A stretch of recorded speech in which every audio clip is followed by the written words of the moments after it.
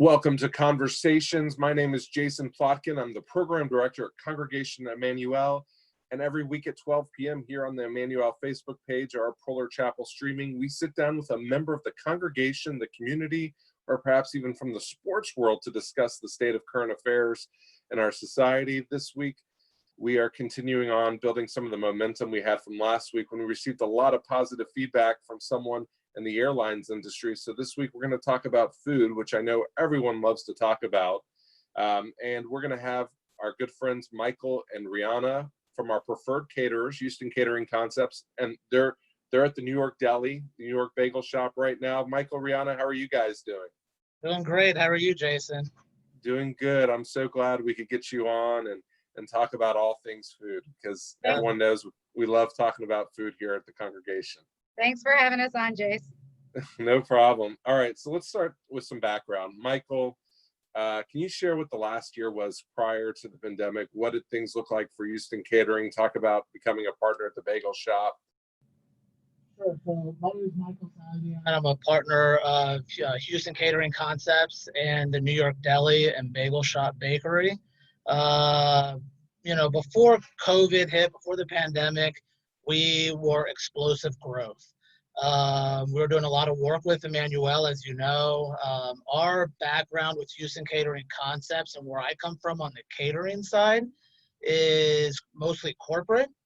And, we were doing anywhere between, on average, about 50 corporate caterings a day before we got involved with the Bagel Shop and the deli. Once we got the deli on board with we merged the two companies together.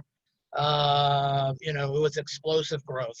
We were from 2018 to 2019, 2019 to 2020, we were seeing triple digits. We were doubling our sales, if not, close to tripling this year, on pace to triple this year, which is unheard of. We got involved with the bagel, and that loyal customer base has really helped our catering prospects, from the synagogues to, the bar bat mitzvahs, the kiddush luncheons, the shivas, and anything in between. With that growth, comes, we have to be prepared for when something goes wrong, or, we never plan for a pandemic, but, we plan for slow times. And we never planned to get shut down, which is what happened to our catering business. So let's talk about that. You kind of moved on to early on in the pandemic. When did you guys really come to the realization that this COVID-19 was going to have an impact on the catering and the restaurant business for you? So I think it was like March 15th, March 16th, somewhere in that like middle March range, that our emails just got blown up. I was just learning what COVID was. I do what I do it great. I know a lot about the food industry. I know nothing about medical science. I had no idea something like this was even possible. I've seen it in movies. I've never, obviously I'm 36. I've never, seen anything like it, just like any of us. So the emails from our corporate clients started coming in saying that their offices were shutting down. Exactly. And, caused a little bit of panic on us as we kept getting numerous emails from most of our corporate clients who spend their days in offices. Yeah. And so we started getting cancellations left and right, and that put fear and panic into us. How are we going to pay our staff? How are we, going to pay our rent? We have a new location that we're building. So everything comes into question. So, every week this conversation becomes very relatable. We ask our guests about the changes they've made. And I think the interesting thing is, and I'm a logistics guy, I've worked with you on logistics for events before, but what were the first things you guys did when you realized that COVID would indeed impact your business and the county issued its initial stay-at-home advisory? So from that initial advisory, we kind of had to get creative, and our mode kind of went into boxed meals. from family packs to individual meals, but everything boxed, everything to go, everything curbside. So our minds kind of went more towards we box, we go, we box, we go. That was from the initial order. Everything became boxes for us, and to go and curbside. Right. And one of those, obviously, the early boxed events was Passover. Obviously, it's a major event in the Houston Jewish community. Congregation Emanu usually has anywhere from 250 to 350, possibly more guests. You guys were going to do the second night Seder. How did your Passover plans change from point A to point B? And what kind of response did you get from the Jewish community of Houston? So our initial Passover plans were to have, to create a Passover menu that was ordered by the pound for families to do on their own, whether they just ordered sides from us or full meals, and also do second night Seder at Emanu. When all of that got shut down, we proposed that we would do a Seder to go. We priced it very fairly, and we put it out there in the community, and the community was overwhelmingly supportive. We got hit with hundreds and hundreds of emails and phone calls, and it was definitely a challenge for us. We delivered on one day to over 1,000 homes around the Houston area, and so we took it as a great time to learn for ourselves. We had a few hiccups along the way, but we've been able to learn from them. So Passover for us, despite what was going on in the world, turned out to be great. And the community was really, really supportive during, before, after. We got some really great feedback and a lot of constructive criticism, which makes us better, which we appreciated as well. We were only expecting to get maybe 100, 125 houses to hit.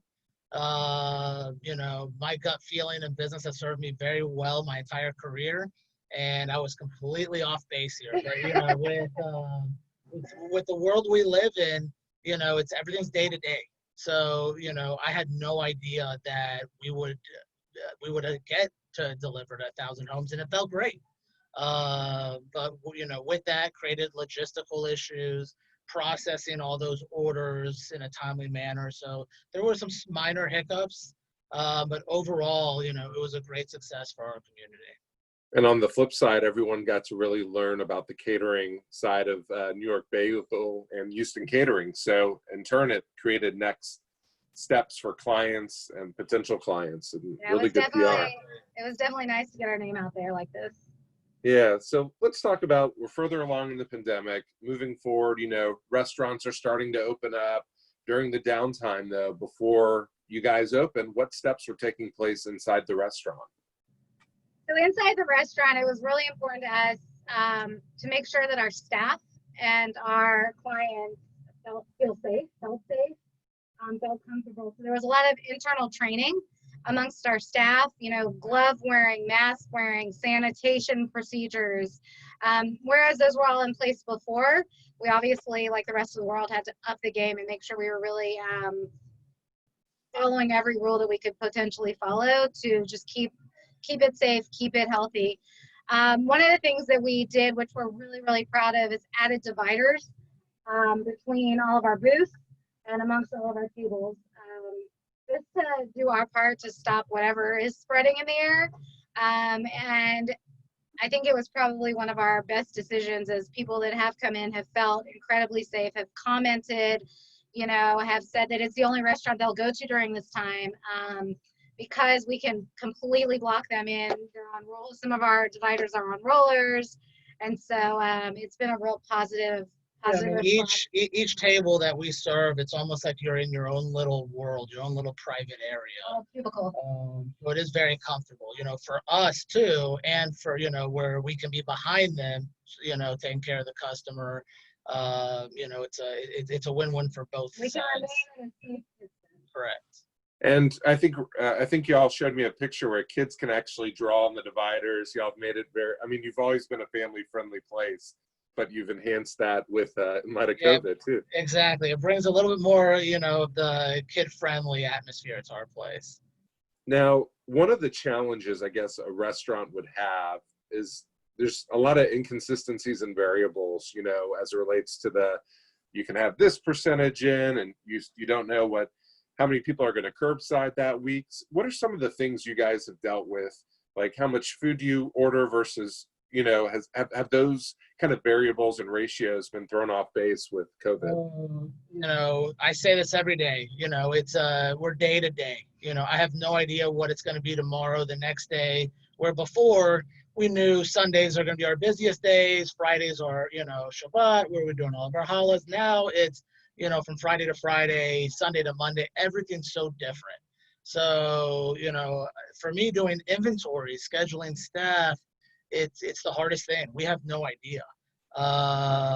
You know, we place more inventory orders, so we're ordering less and more often. That's been how we've been, you know, solving that, because we don't want too much product to hit the freezers. We want to, you know, we want to serve a fresh product. And right now with COVID, it's hard because a lot of our vendors are seeing an issue where they're not selling the product, and so they're sending us stuff that we buy fresh. They're sending it to us frozen. So, you know, for instance, you know, Hebrew National Salami, one of the staples of our place, the vendor doesn't even make it anymore. So they will, again, but right now they're only doing their staple items. And even though it's a staple for our deli, it's not for their manufacturing plant. As far as labor goes, you know, I'll see, like, you know, this Monday was really busy, so then I'll bring extra people next Monday, and then next Monday it's slow. So, you know, we have a very good rotation that we're on right now. You know, we are running with less staff, but to give staff more hours, because we want our staff to still make their money, we open for dinner. So, you know, we extended our hours, so that way it's less people coming on a shift, but now there's more shifts to go around. We also, with the progression of the percentage increase, when the governor first did 25%, we chose as our facility not to open. You know, it's a very small space, and we didn't think that we could do it, you know, safely for our customers. When we opened to 50%, we organized the restaurant, we took tables out, made sure everybody had their space. And then when we upped it to 75%, we never went up.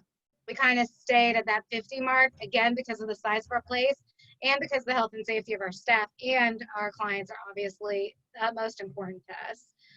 So we have been running at the 50% mark, you know, since that happened. Yeah, so pre-COVID, you know, you had everybody, you know, if any of y'all have ever come to our shop, you know, if you're sitting at a table and you try to get up, you're bumping the table behind you.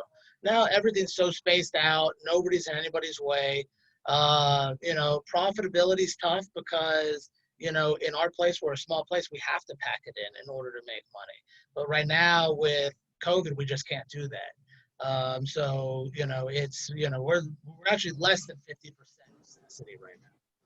So, you know, you kind of talked about how there's a shift, you know, you never know what this day is going to bring versus the next day, but there's some different demands you're seeing from people of what they want, maybe as far as items in the store. I mean, are you seeing a lot of people that would rather curbside and delivery versus come into the restaurant? What are some of the kind of demands and needs of your clients coming into the restaurant? Sure. So right now, I mean, the demand is the bakery, you know, quick service. There was a time period when restaurants were closed down that we didn't even let people come inside our bakery. We just serviced everybody from outside. It was a little cooler then than it is now. So people can come inside now. You know, we have the little stickers on the floor for social distancing, but that's what works. Bakery, quick service, curbside to-goes out of the deli. I mean, the amount of to-goes that we're processing is, we've never done that much small orders to go before. The phones are ringing. I mean, luckily the phones are ringing off the hook for to-go orders, call-ahead orders. The one thing that we're working on to solve what she just said is online ordering, where the bagel shop's always been run so old school for so many years. We just installed the POS system. So we have a computer system instead of our dinosaur cash register system. and we will, with that, we'll be able to it's not done yet. The next, probably in the next week, it'll be completed, where you can order your curbside online. You can order, so that way you're not on the phone and it's ringing off the hook, especially on a weekend where we only have 2 lines available. And, you just go process your order online and comes through our fax machine, and it's good to go. And you also, I went a few weeks ago, I've been multiple times, as you guys know, and I've gotten to see you guys there, but you even have point of sale coming out to the car now, instead of them having to take your card and run it back in, which also, I'm sure, expedites everything. For sure, yes. So, one thing I'd like to kind of go into is some of the things that people see. You alluded in the bakery, right? You have the social distancing, and obviously you're not allowing the bakery side to fill up. So what if I were to say I'm going today to the deli, what should I expect? Is there something I should do when I arrive? I know other restaurants are arranging appointments via various websites or by calling. What are things that people should expect?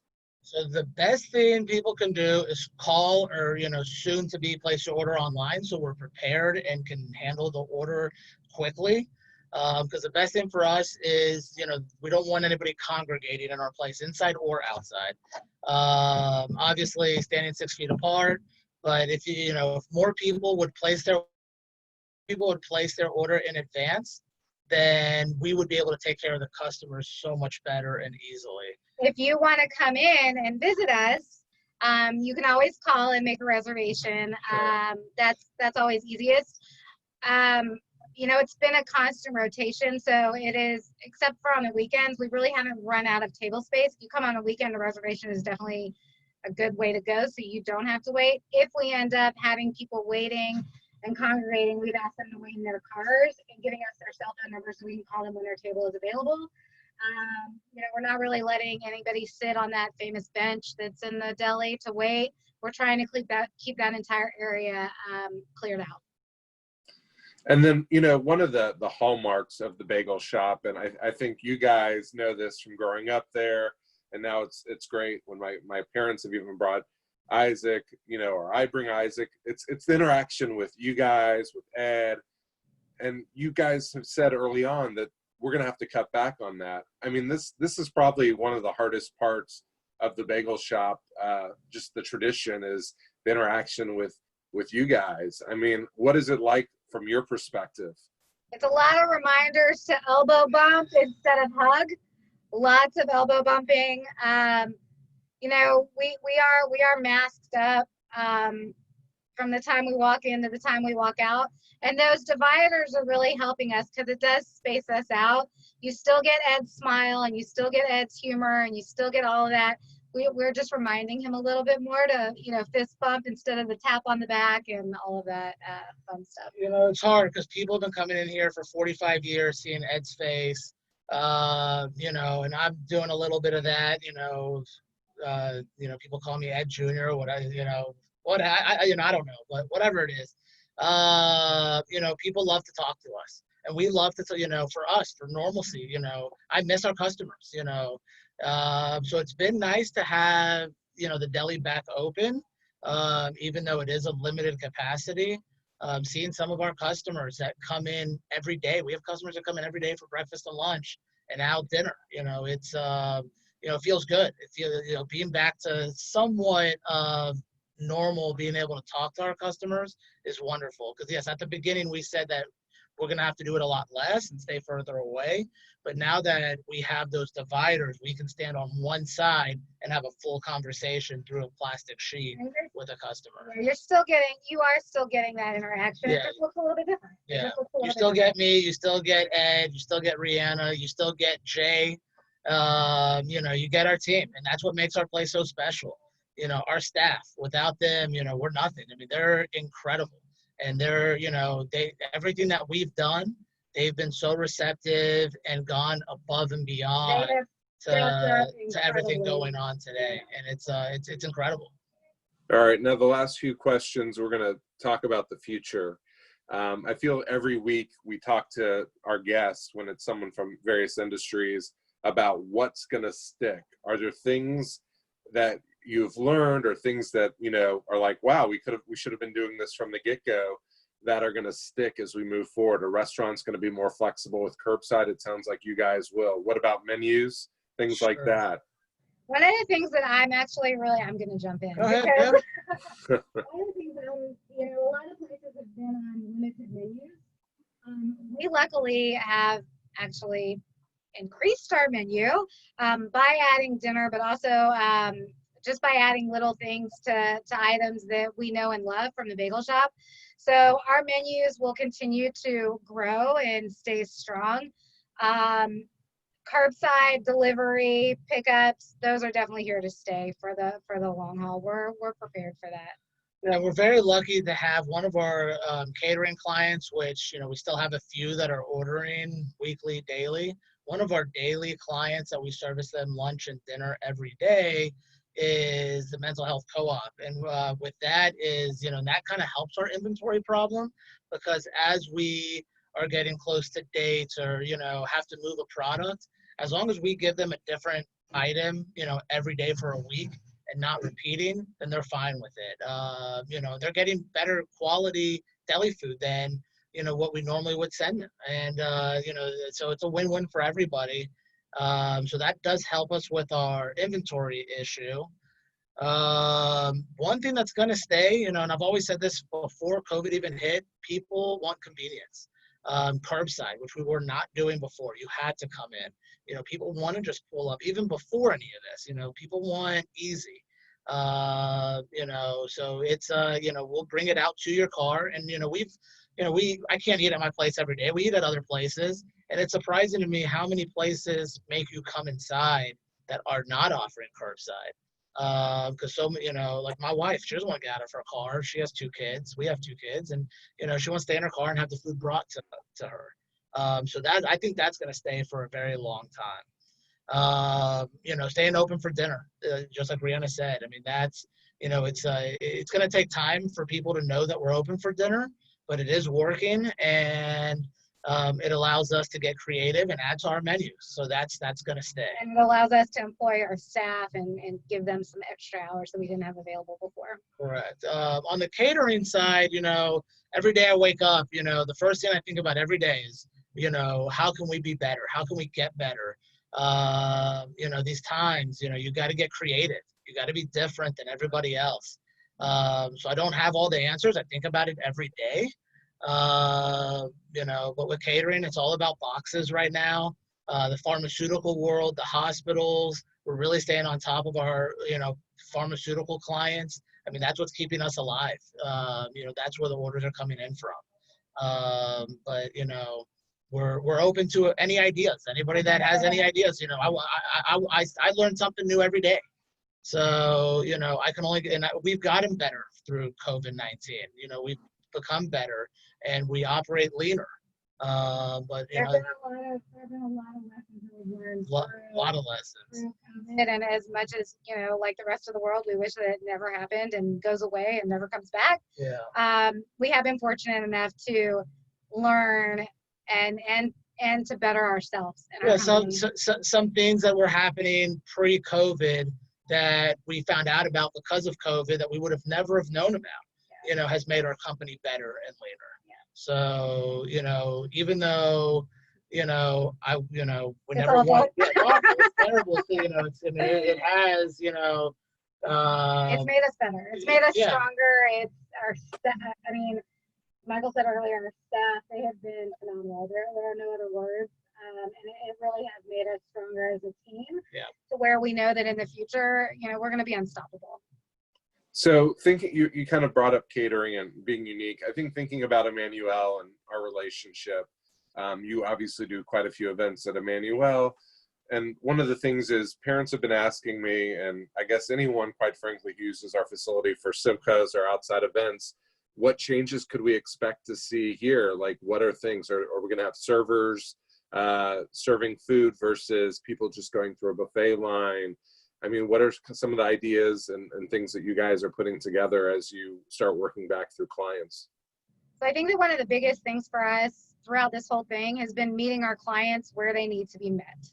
Every client throughout this entire pandemic is at a different comfort level, so when our clients want boxes, we do boxes. When our clients want servers, we do servers. I think that for a place like Emmanuel, you will see a lot more of us serving the buffet to your congregation and to the people that are ordering.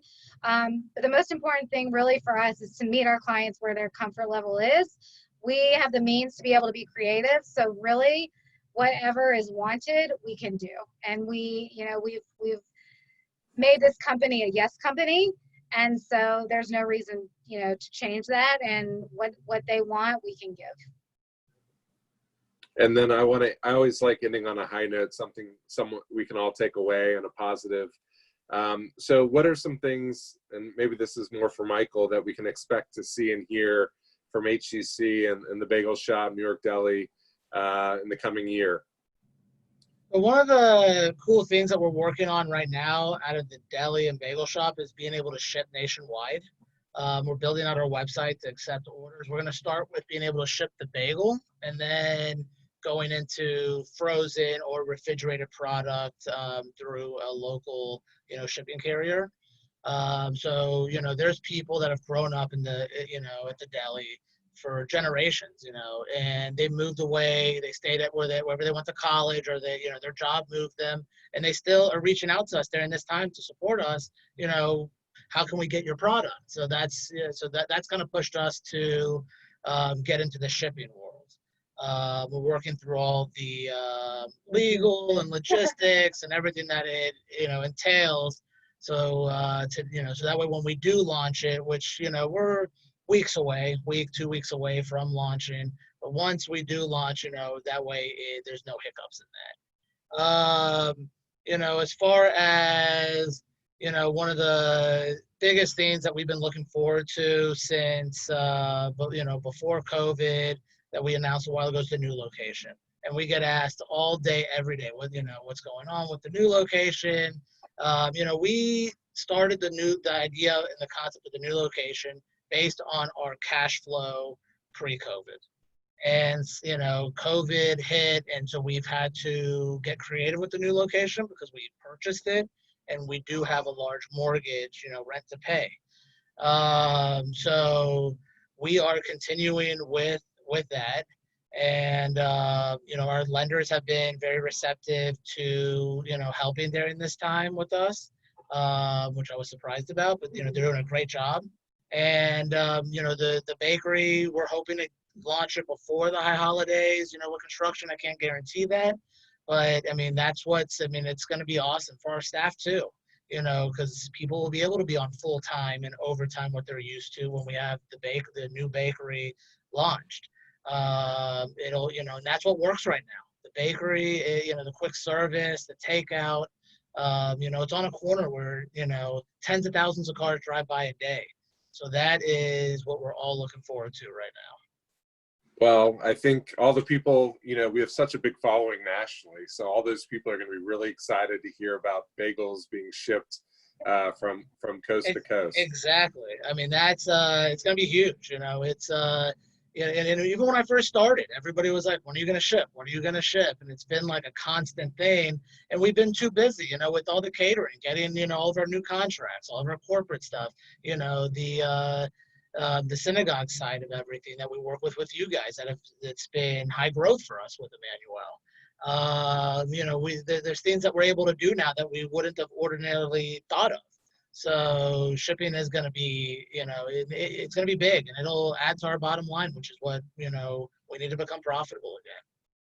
Right. Well, guys, I want to thank you for coming on.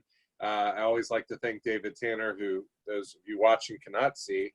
But coming up next week, Conversations continues at 12 p.m. on the Emmanuel Facebook page or on the Polar Chapel channel, wherever you're watching this right now.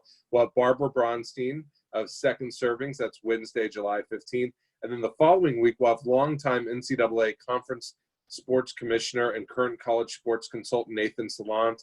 Obviously, things are changing so rapidly in sports. I actually pushed him back so we can stay as current as possible. We'll really be ramping up to college football and kids returning to campus then. So everyone, I'd like to thank you for coming on our show today once more, and thank you all for watching. We'll see you again next Wednesday. Thank you, guys. Thank you, we'll see y'all Jason. next Wednesday at 12 p.m. right here. Congregation Emmanuel. Take care, everybody.